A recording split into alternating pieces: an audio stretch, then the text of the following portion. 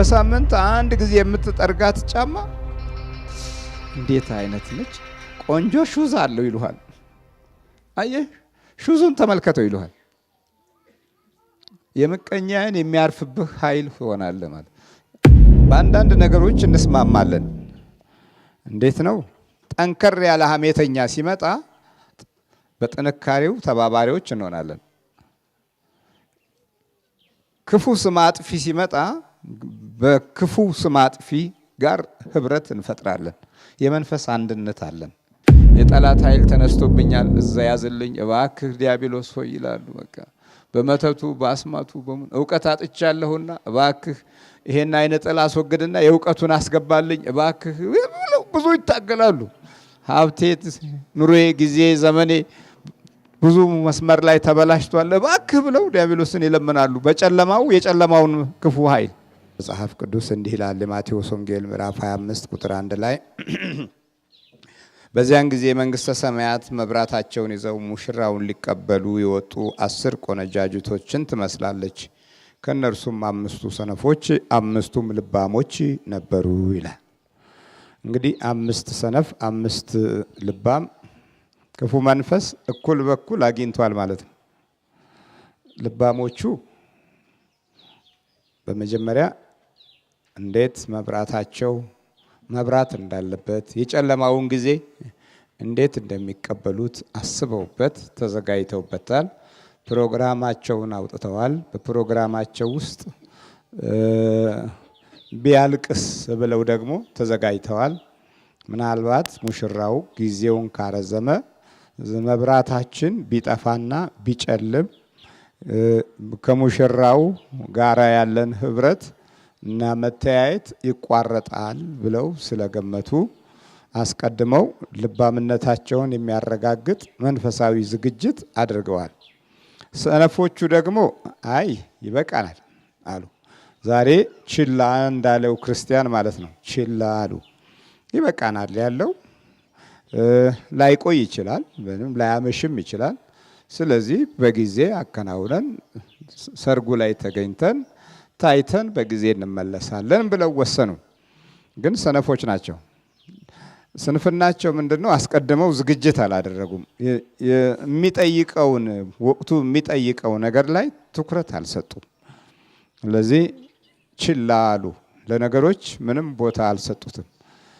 በመሆኑም ጌታችንና መድኃኒታችን ኢየሱስ ክርስቶስ በሙሽራው መንፈሳዊ ተስፋ ውስጥ መግለጽ ሲጀምር ልክ ሲዘገይ ጊዜ ዘይቱ አለቀ፣ የሚበራው መብራት አለቀ።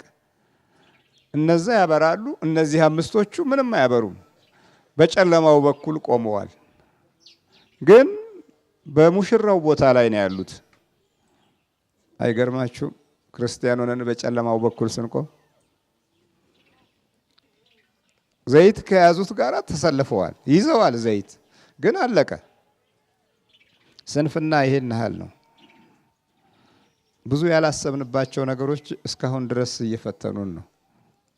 እንደ ቀልድ ያየናቸውና በሰው ርዕዮተ ዓለም ውስጥ ብቻ ላይ ተንተርሰን እንኖራለን ብለን የገመትናቸው ግምቶች ሁሉ እስካሁን ብዙ መንገዶችን አፍልሶብናል። ሰነፎች ነን። በጣም የሚገርመው ግማሽ ለግማሽ ነው። መብራት የያዙት ዘይት ከመብራት ጋር የያዙት 5 ናቸው። ዘይት ይዘው ለተጨማሪ ጊዜ ለተጨማሪ ሰዓት ያስፈልጋል ያላሉት ደግሞ 5 ናቸው። ስለዚህ በጠቅላላ ስንት ናቸው? 10 ናቸው። ግን ደግሞ በሙሽራው ቦታ ላይ 10ም አሉ። 10ሩ ተሰልፈው እያለ 10ሩም አንድ ጊዜ አበሩ። በራ 10ሩም በርቷል፣ አልጠፋም። የ5ቱ ምንም ከውስጥ ስላልነበረው ከውስጥ ነው ያለቀው። ዘይቱ ያለቀው ከውስጥ ነው፣ ጠፋ። ሲጠፋ የ5ቱ ብቻ በራ። ከዛ በኋላ አንደኛውን እፍረት አፈሩ። እዛ ውስጥ ሆነው አፈሩ። ይህም በክርስቲያና ህይወታችን እንየው። እሺ ዘይቱ መንፈሳዊ እምነታችን ነው። ጥሩ መልካም። መብራቱ ደግሞ በጨለመው በኩል ባዘነው በኩል በወደቀው በኩል ተስፋ ባጣው በኩል እና ጊዜ ዘመን በጣለው በኩል የሚያበራ ነው። መብራት ነው። መብራት ጨለማን ማያረቅ ነው። የኑሮን፣ የጊዜን፣ የህይወትን፣ የዘመንን፣ የክፋቱን፣ የተንኮሉን ጨለማ የሚያርቅ የሃይማኖት መንፈሳዊ ተስፋ ነው። ጥሩ።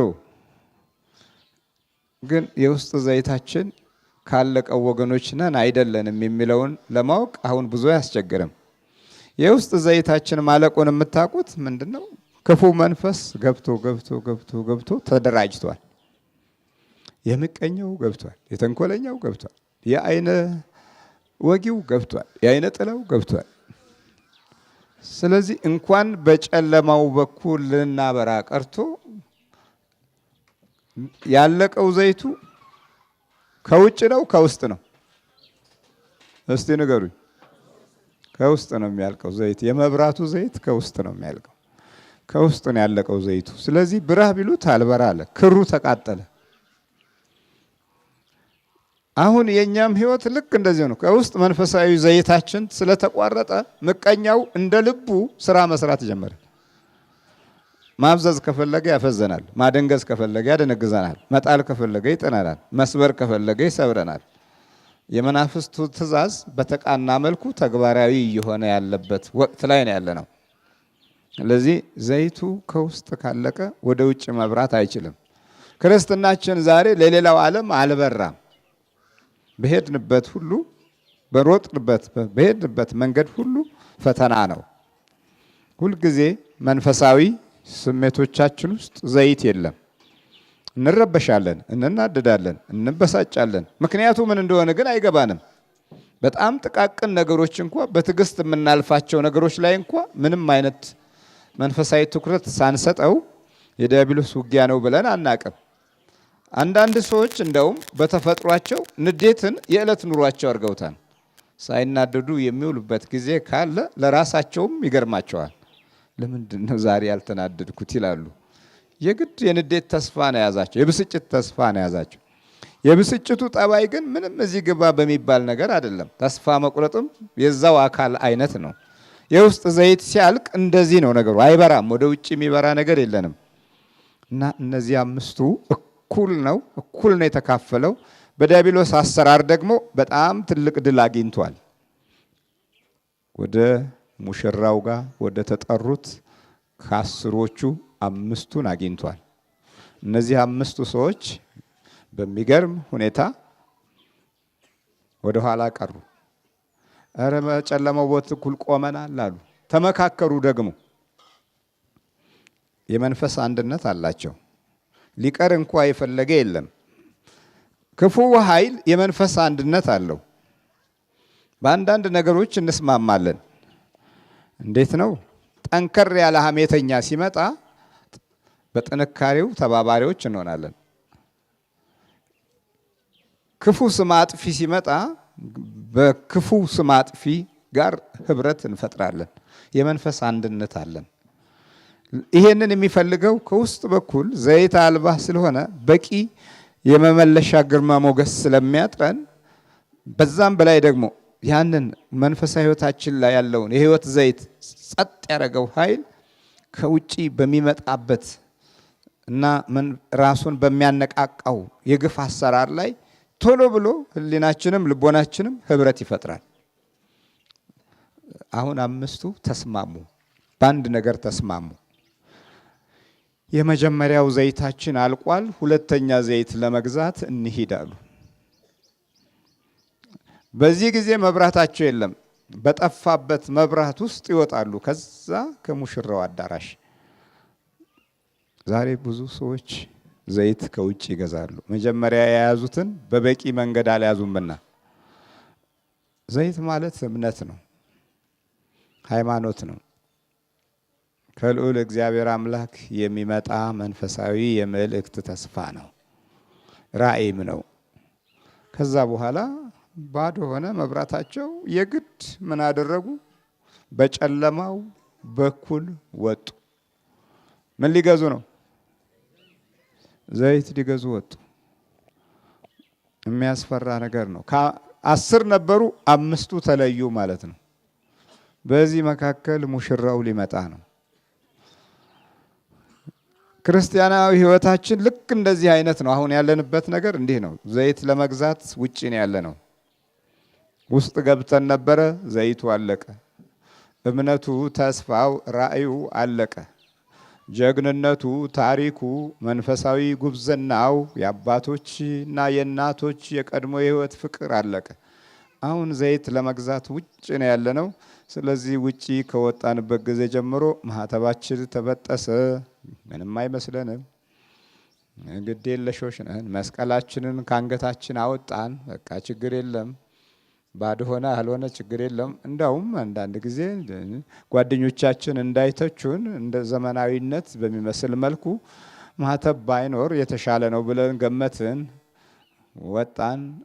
ሌላው ግን ተፍሴውን ወይም መቁጠሪያውን ይዞ ይሮጣል። ሌላው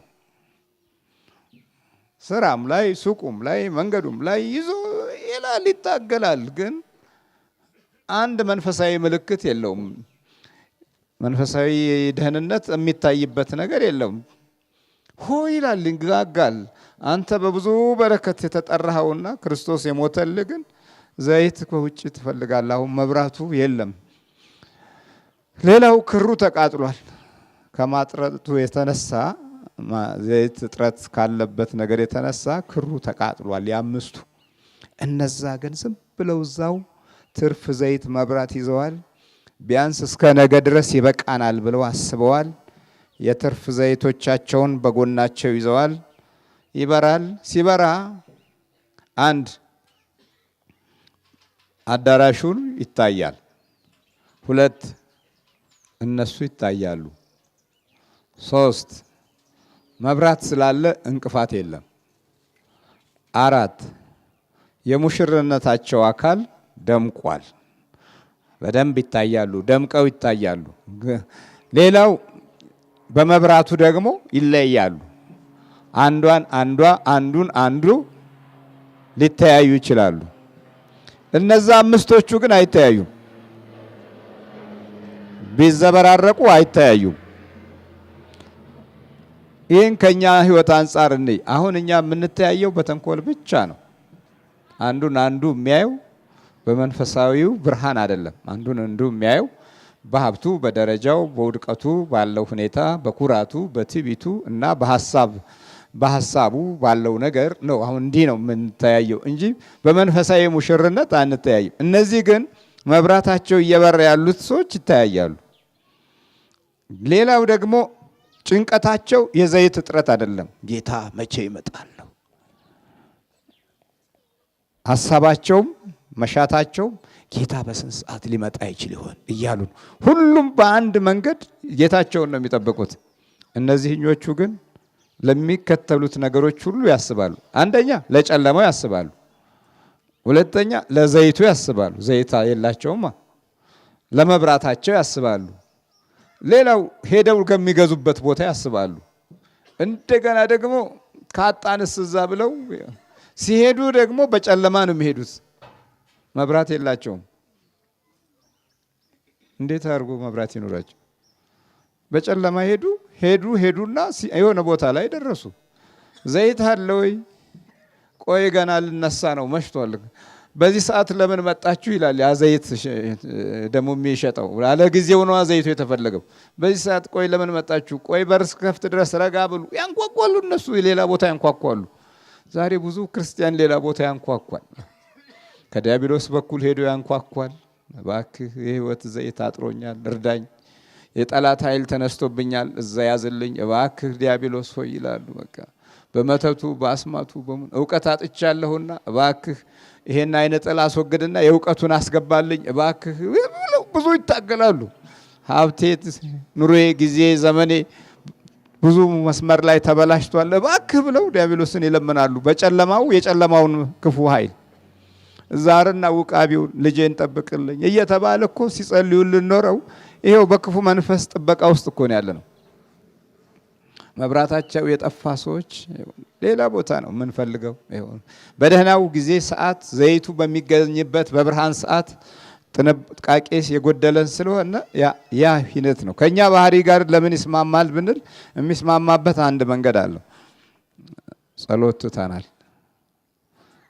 ስለዚህ ዘይታችን አለቀ፣ መንፈሳዊ ጉልበታችን ደከመ።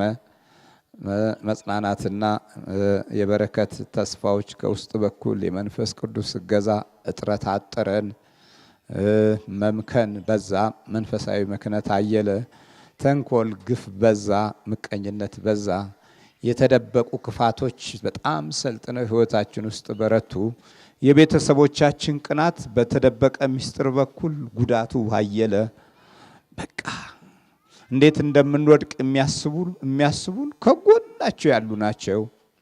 ዘመዶቻችን እዛው ቅርብ ያሉት ናቸው። እንዴት እንጣላቸው ይላሉ።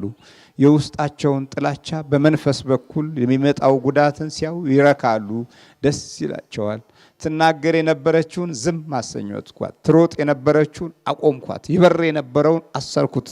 በዚህ ስርዓት ውስጣቸው ይረካል። የጨለማ ልጆች፣ የጨለማ ዘይት ፈላጊዎች ብዙዎች ናቸው።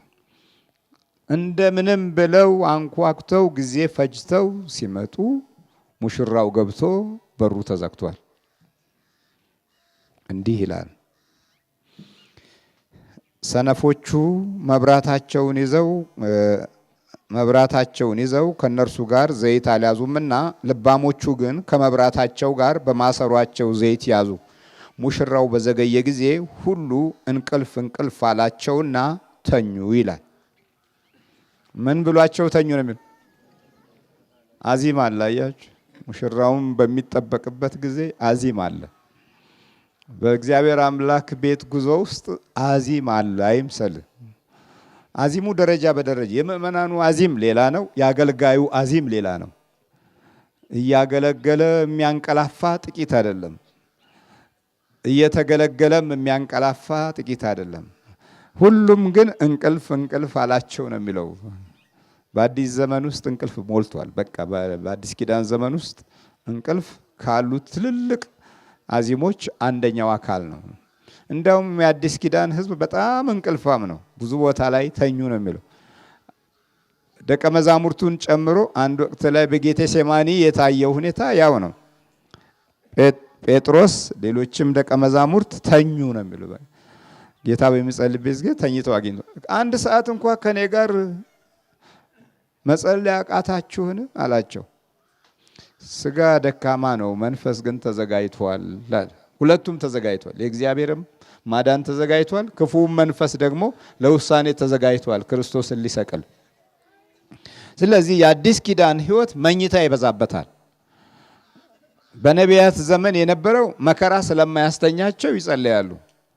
እንደ ዘካርያስ የመሰለ በትጋት በቤተ መቅደሱ በጸሎት የተገኘ ሰው መልአኩ መጥቶ ያበሰረው ተኝቶ አይደለም፣ ሲጸልይ ነው ያበሰረው። በኢያቄምና ሐና ዘመን፣ በእመቤታችን ዘመን መልአኩ ከሰማይ የወረደው በትጋት የነበሩበት ጊዜ ነው። ታዲያ በክርስቶስ ዘመን መናፍስቱ ከፍተኛና ትልቅ ብርታት በመያዝ የአዲስ ኪዳንን ሕዝብ በማስተኛት የሚያገኘው ትልቅ እረፍት በሱ በኩል የሚቃወመውም ሆነ ክፉነቱን የሚነካበት የጸሎት ኃይል እንዳይመነጭ ሰዎችን ያስተኛቸዋል። እና እዚህ ሁሉም እንቅልፍ አላቸውና ተኙ። እኩለ ሌሊት ሲሆን እነሆ ሙሽራው ይመጣል፣ ትቀበሉት ዘንድ ውጡ የሚል ውካታ ሆነ። በዚያን ጊዜ እነዚያ ቆነጃጅት ሁሉ ተነሱና መብራታቸውን አዘጋጁ። ሰነፎቹም ልባሞቹን መብራታችን ሊጠፋብን ነው አሉ። መብራታችን ሊጠፋ ነው አሉ። እኛ እንኳን መብራታችን ሊጠፋ ነው እንም አላለም። እንደውም መኝታው ተመችቶናል። በተለይ በቃ የጸሎት ሰዓት ላይ በደንብ ይሞቃናል። አይሞቃችሁም? ከ10 ሰዓት በኋላ እንዴት ነው እንቅልፉ? በጣም ይጣፍጣል። እንደውም ምግብ አያስፈልግም። ምሳ የሚባል ነገር ሁሉ ትጠላላችሁ። ምሳችሁ ቀርቶ ቁርሳችሁ ቀርቶ ምሳችሁ ቢደገም ይሻላል። በ10 ሰዓት ከምትነሱና ለምስጋና ከምትዘጋጁ። እግሮች ይፈታታሉ፣ ልክ የመካኒክ አሰራር አይነት ነገር ነው። ብሎኖቹ ሁሉ የተፈታቶ ይመስሏችኋል። ትልቅ ረፍት ያለችው በዚህ ሰዓት ነው ብለን ለጠንላል። የሚያሟሙቀውና ብሎን የሚፈታው እሱ ነው፣ ግን ጠላት ነው። የዚህ ጊዜ ዞር በል ቶሎ ብለህ ካልተነሳህበት ጊዜህን፣ ዘመንህን፣ ሰዓትህን የምትባርክበት ጊዜ ያጥርሃል። በጧት ተነስተህ እኮ የጧቱን ክፍለ ጊዜ በጸሎት ስትባርከው ነው ቀና ቀና መንፈሳዊ ጉዞዎች ውስጥ መንፈስ ቅዱስ የሚበራ። እንደምንም ብለህ 1 ሰዓት ተኩል ሆኗል መንጠራራት ትጀምራለህ። እዛ ውስጥ ዘይቱ መቼም አልቋል። ችግር ነው፣ መንጠራራት ነው። እንደምንም ታዛጋ ምን ትልና አባታችን ሆይ ከማለት እባክሽ ተነሽ ቁርሱን አዘጋጂ ይቀድማል። ጸሎት ነው፣ በቃ ይሄም ጸሎት ነው። በዚህ ጊዜ ደግሞ ትንሽ አሁን የሚደባበትህና እስቲ ቆይ ሰዓት አለች መሰለኝ ትልና እንደገና ደግሞ እዛችሁ ለሽፈንፈን 2 ሰዓት ሊሞላ ነው። ሰዓት ደረሰ ወይ ቢሮ ወይ ስራ ወይ ቀጠሮ መርበትበት እንጀምራለን። ከዛ በኋላ አይ እሱ ያውቀዋል ብለን እንደገና ወይ አባታችን ሆይም በድንግርግርታው የእመቤታችንን ሳንጨምር ያውቀዋል ብለን ፈትለክ ብለን እንወጣለን። ከዚህ በኋላ ምን ችግር አለ? እዛ ለሚለክፍህን ያዘጋጃል። እዛ ተንኮል ያለውን ኃይል ያዘጋጃል። እዛ ምቀኛውን ያዘጋጃል። ምንም ነገር የሌለህ ሆኖ ሳለ የሚያይህ ምቀኛ በጣም ብዙ ይሆናል። በምቀኞች አይን ውስጥ ጊዜ ያልፋል። ያረካትን ጫማ የሚቀናብህ ሰው ታገኛለህ። በሳምንት 1 ጊዜ የምትጠርጋት ጫማ እንዴት አይነት ነች? ቆንጆ ሹዝ አለው ይሉሃል። አየህ ሹዙን ተመልከተው ይሉሃል። የምቀኛን የሚያርፍብህ ኃይል ይሆናል ማለት። የመኝታ ጉዳይ ልክ እንደዚህ ነው። ጠላትን በሚገባ በጨለማው በኩል እንድንቆም ያዘጋጃል።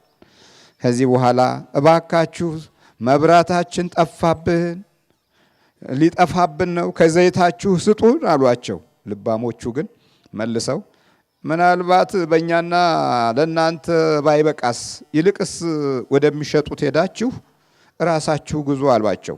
ሊገዙ በሄዱ ጊዜ ሙሽራው መጣ። ተዘጋጅተው የነበሩትም ከእርሱ ጋር ወደ ሰርጉ ገቡ። ደጁም ተዘጋ። በኋላም ደግሞ የቀሩት ቆነጃጅት መጡና ጌታ ሆይ ክፈትልን አሉ። እርሱ ግን መልሶ እውነት እላችኋለሁ አላውቃችሁም አለ። ቀኒቱንና ሰዓቲቱን አታውቁምና እንግዲህ ንቁ አለ። ቀኗንና ሰዓቷን ምን አትሉም አታውቁምና እንግዲህ ንቁ። እግዚአብሔር ጋር ያለው ትልቅ ነገር ምን እንደሆነ ታውቃላችሁ?